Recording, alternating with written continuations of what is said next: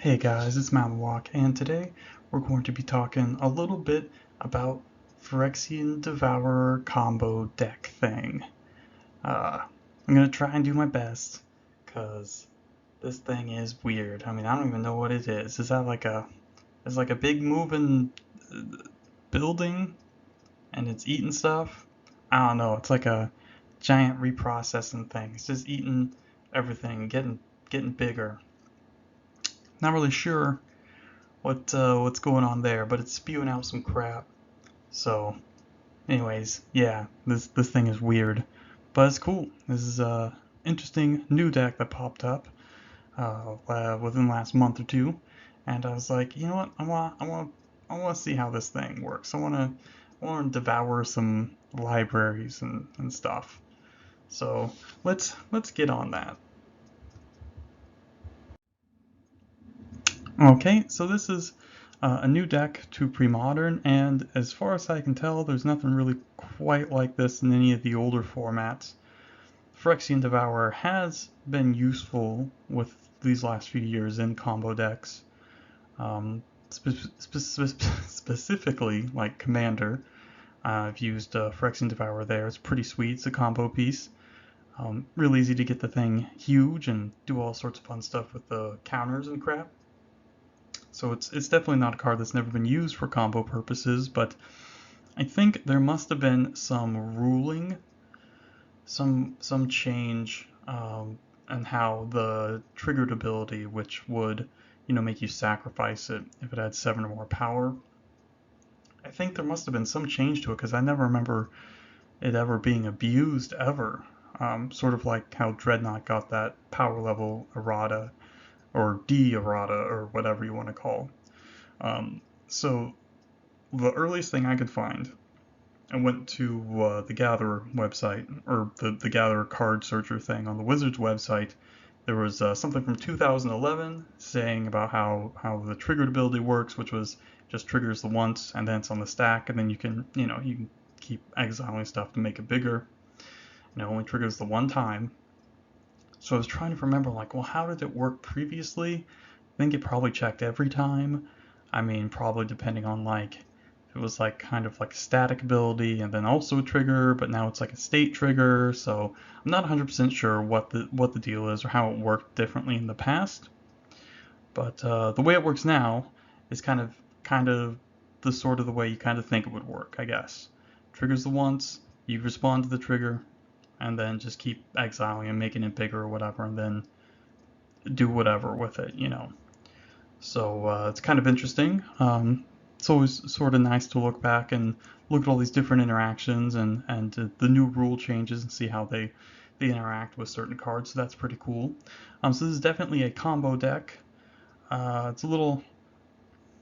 It's basically a combo deck. Got some prison elements, but they're mostly just for more of like a soft lock to just protect you for a couple turns so you can set up your combo.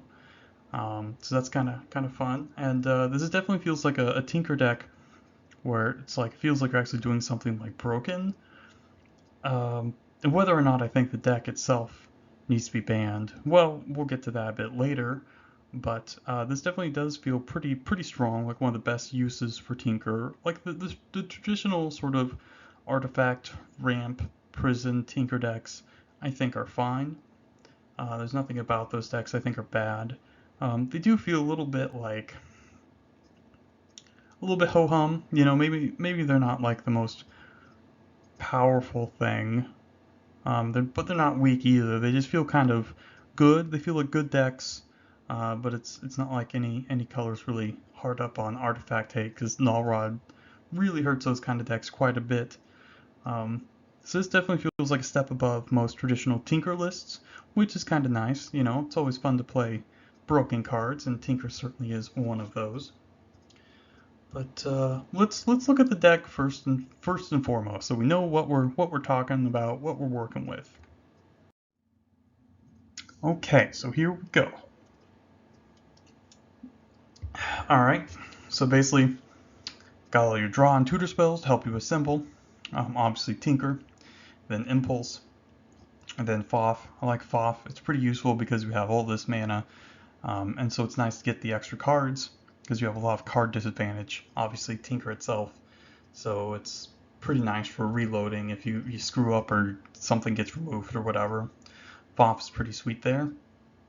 All your combo stuff, Fling, Alter Dimension, Phyrexian, Devourer, and then your protection spells, and then your mana. So you got artifact ramp like Mind Stone, a lot of fixing like Chromatic Sphere, and some of the eggs, and all the lands. You know, again, Shivan Reef, City Brass produce mana, Ancient Tomb, City Trays to ramp.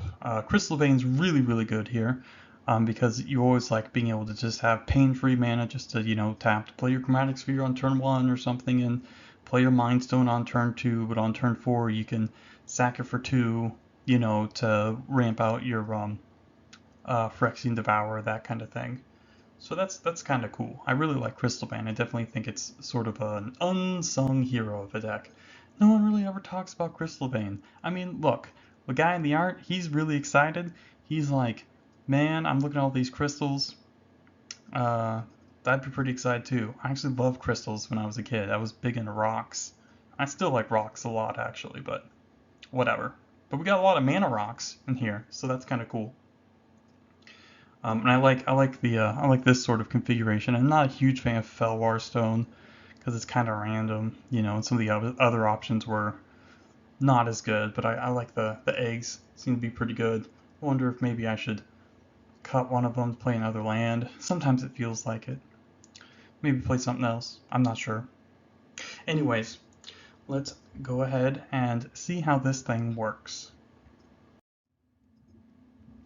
Okay, so basically you get your Devourer into play with an Altar of Dementia in play as well, or a Fling in hand, and then exile stuff from top of your library until it gets big. The ability triggers, respond to the trigger, keep exiling stuff from the top of your library until your Devourer gets really, really big. So that's pretty much all you gotta do, and then sack it to Altar of Dementia or Fling. Fling to kill him, Altar to mill him out. Obviously, the only thing you want to be careful of is something like Gaia's Blessing, which is not an uncommon card. Obviously, more common in things like the Oath decks, of course. They'll play a pair of Gaia's Blessings, so something to watch out for. So sometimes it's better to just dig for Fling. Then, of course, we got our protection stuff. Tangle Wire and Defense Grid. Tangle Wire, obviously good for slowing down aggressive decks, just tapping down lands from control decks, things like that. Again, Defense Grid sort of really limits interaction on your turn, which is really nice. And of course, the other big card here is Tinker, which can search for either part of the combo or search for, something like Tangle Wire, Defense Grid, that kind of stuff. Afterboard, you get stuff like Ensnaring Bridge and so on and so forth. I'm not really sure what I'd put in the sideboard. I mean, you have stuff like, I like the idea of playing like Goblin Welder in the sideboard. That's kind of nice. Red Blast, Blue Blast maybe. Stuff like Rushing River to deal with all sorts of random hate permanents. Maybe some artifact destruction like Overload or something. Or Racket Ruin would be kind of nice too, maybe. Yeah, there's all sorts of options. Of course, Tormod's Crypt is always another good one.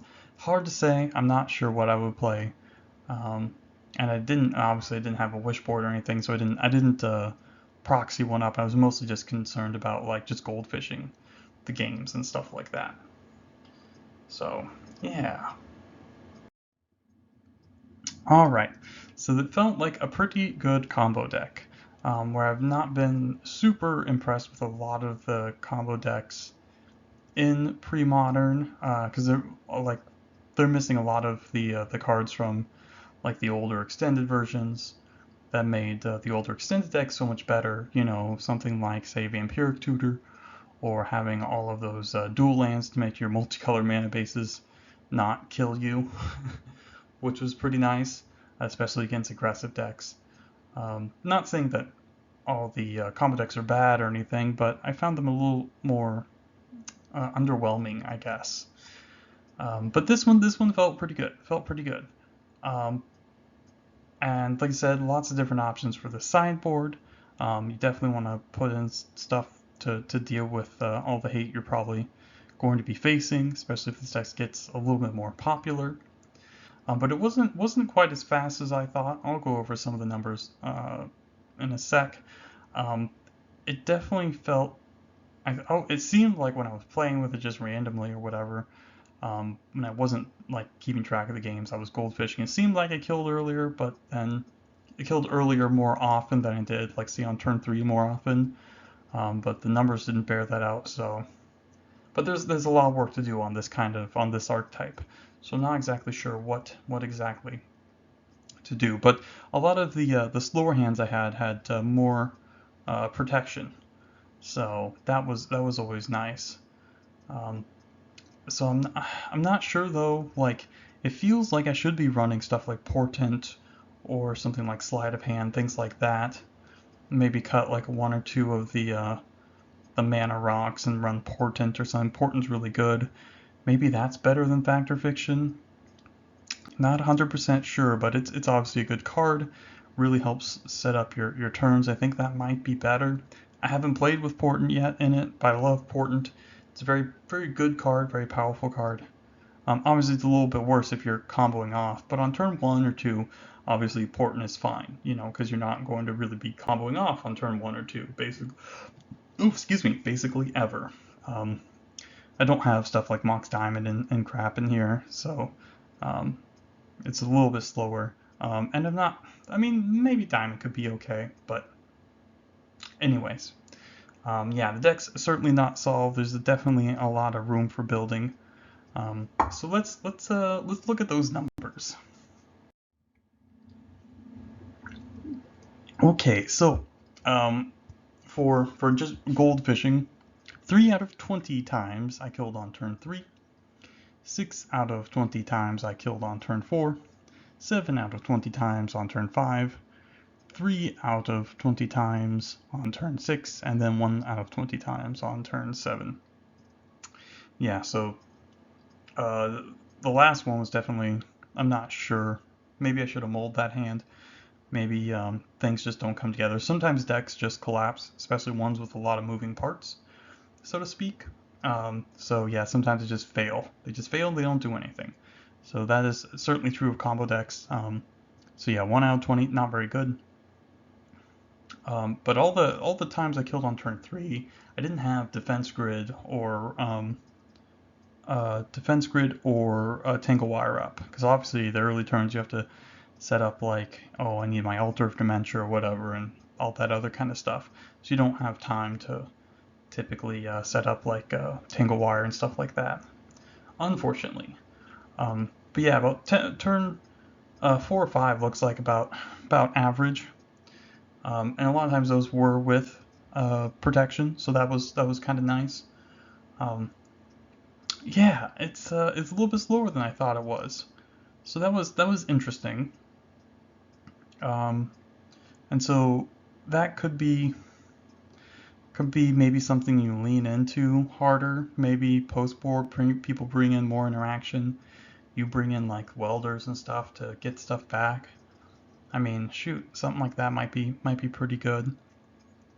So yeah, maybe really lean into that. I'm not sure. Not sure. Could be an idea. I like the idea of welder though. Welder's pretty sweet. Seems pretty good here. Um, but let's look at the games with protection. Okay, so about a third of the time, about a third of the time, zero protection. So no defense grid, no tangle wire. Half the time I had one piece of protection, which is tangle wire defense grid, of course, and then 4 out of 20 times I had two pieces of protection. Those would be like the turn 6 kills most of the time, where I'd just be like, you know, uh, defense grid next turn, tangle wire, and then after that, drop all your combo stuff. Uh, so yeah, so the deck does seem pretty good at protecting itself a little bit.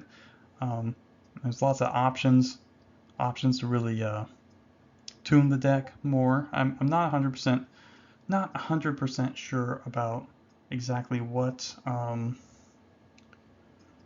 what cards exactly, what how much mana artifacts are required. I really like Mind Stone. Mind Stone's pretty good. Chromatic Sphere. But I think I might be able to cut one or two of the eggs for some more cantrips. That might be better. So that's something I'll have to think about. But overall, I think the deck is pretty good, pretty strong.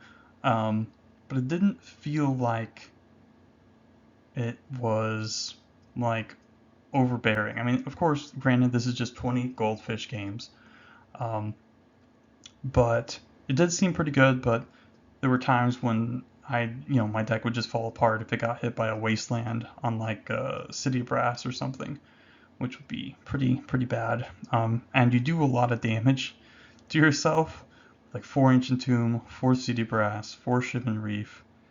I mean, yikes. So that's also something to watch out for. There's a lot of different hate. Obviously, Null Rod, Curse Totem, Artifact hate. So anything from like Meltdown to like Hercule's Recall Rebuild, stuff like that. All sorts of nasty things. So that could be an issue too. Basic hate's a problem. So stuff like uh, Blood Moon or Back to Basics. Obviously, Waste Import, so on and so forth. So I think the deck's good. I think it'd be premature to call for any sort of bans on it. I think it's pretty cool. I think it's an interesting deck. Um, but yeah, I don't think it's problematic. At least at the moment. At least the version that I played. So I guess got a couple asterisks there. So we'll see how everything ends up shaping out. But it's a pretty cool deck. And it's pretty fun. I definitely was finding myself hardcasting Phyrexian Devourer quite a bit. But you have a lot of ramp. So that wasn't a huge problem. But it does make you obviously more vulnerable to stuff like, well, even just something like Daze, Force Spike, Mana Leak, that kind of thing, which kind of sucks. But what are you gonna do? Sometimes they have it, sometimes they don't. But yeah. So that's pretty much it. So yeah, that's it for today, guys. So thanks for stopping by. I hope you like the deck. It's pretty cool. Definitely recommend giving it a shot. It's pretty sweet. I like Phyrexian cards, and this one's pretty cool looking, and it's like a big old moving factory thing that eats stuff and then gets bigger. Pretty cool, if you ask me. So yeah, get your flings sleeved up. So thanks for stopping by, guys. Glad you're here, and have a great day.